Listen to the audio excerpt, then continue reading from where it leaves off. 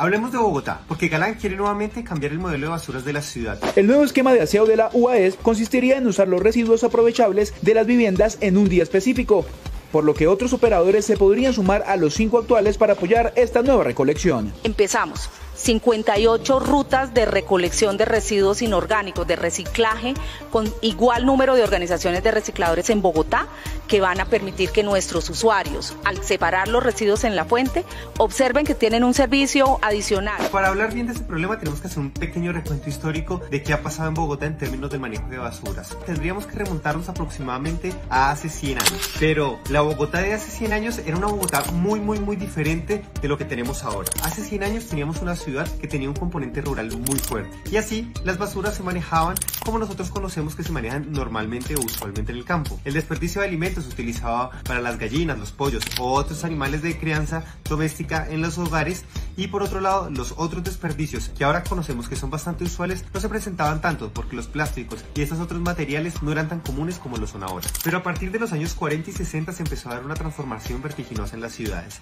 Se empezó a realizar un proceso de desplazamiento y de transformación en el campo colombiano a partir de las dinámicas de violencia que hizo que se empezaran a desplazar muchas poblaciones a las ciudades. En los años 40 la ciudad seguía siendo una serie de lagunas y una cantidad de humedales que hasta el día de hoy todavía algunos se conservan. Quienes gobernaban para entonces la ciudad transformaron esos ecosistemas para posicionar a las poblaciones sobre los mismos. Para ellos no había una viabilidad de convivir con los ecosistemas y las lagunas. Lo que hicieron en contraposición con eso fue empezar a rellenar esos humedales y esas lagunas. Esto les suena muy peñalosístico, ¿no? En este sentido, la gran idea de sus gobernantes para ese entonces fue empezar a recolectar todas las basuras para rellenar los humedales y muchas de las lagunas de la ciudad. Se empezaron a construir barrios enteros sobre rellenos desarrollados a partir de la recolección de las basuras de la ciudad. Para los años 80, el tema de las basuras ya se está empezando a volver un problema gigantesco. Se tiene la radiografía que para ese entonces se tenían 38 botaderos de basura a cielo abierto repartidos por toda la ciudad.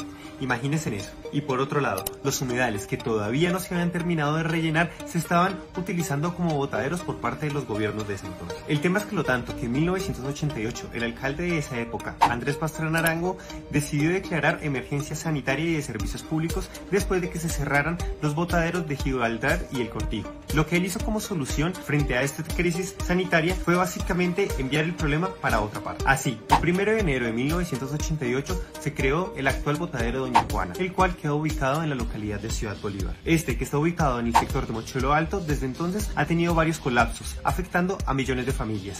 Acá hay un elemento muy interesante, y es que con la aparición del botadero de Doña Juana empezó también el proceso de privatización de los servicios públicos y de los servicios de aseo en la ciudad. Así, 40% de los servicios de la ciudad empiezan a ser liderados por particulares. En 1989 entran a la ciudad a trabajar las empresas Lime y Ciudad Limpia. 3 años más tarde, el siguiente alcalde, Juan Martín Caicedo, privatizaría otro 20% de los servicios de aseo de la ciudad, entregándoselas a otras empresas privadas. Con esta jugada y con la aparición del Consorcio Capital, se empezaría a dar la liquidación de la empresa pública de recolección de basuras de ese entonces llamada EDIS. Así empieza este proceso de privatización en función de generar negocio para unos cuantos privados. 35 años después, la ciudad produce aproximadamente 9.441 toneladas de basura diaria, de las cuales 70% podrían compostarse o reciclarse, lo que demuestra que en la actualidad esa transformación no se ha realizado. Desde el 2012, básicamente solo se ha realizado una reducción del 4.4% de las basuras en Bogotá. Desde el 2012, con la alcaldía de Petro, en la cual se buscaba bajar las tarifas del costo del servicio de aseo, lo que ahora se tiene como producto de las alcaldías de Peñalosa, Galán y Claudia es que básicamente se han triplicado los costos de las tarifas del aseo en Bogotá. Los costos de la operación en la actualidad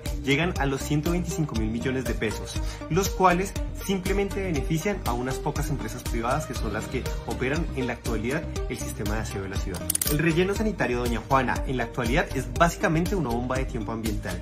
Se tiene calculado que tiene aproximadamente 63.000 millones de toneladas de basura en este lugar, y él significa el 2% de las emisiones de efecto invernadero que se producen en Colombia. Tienen algunos estudios que dicen que este botadero tiene como vida hasta el 2026. Algunos otros estudios dicen que todavía le quedan 30 años más. Uno de los elementos más interesantes del sistema de basuras que proponía para eso entonces el alcalde Gustavo Petro era que básicamente él quería que dentro de toda la línea de producción y de reciclaje estuvieran los recicladores de la ciudad. Así, desde el 2015 lo que se tiene reportado es que estas personas han recogido aproximadamente 6 millones de toneladas de residuos reciclables dentro de la ciudad, pero se tiene que el 99% sigue excluido del sistema formal.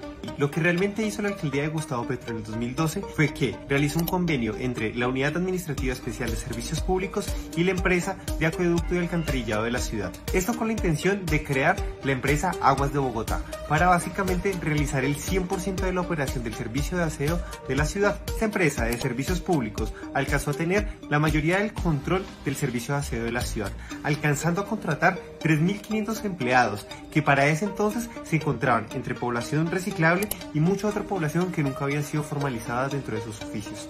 En ese entonces, Petro cumplió con sus 3 elementos para el sistema de basuras de la ciudad: incluir a los recicladores, incluir nuevamente la prestación de servicios públicos y bajar las tasas de prestación de los servicios. La historia de las basuras en Bogotá da para 2 partes. Danos like para la segunda parte. Siguen las alcaldías de Peñalosa, de Claudia y ahora la de Galán con su nuevo sistema, que son básicamente más de lo mismo.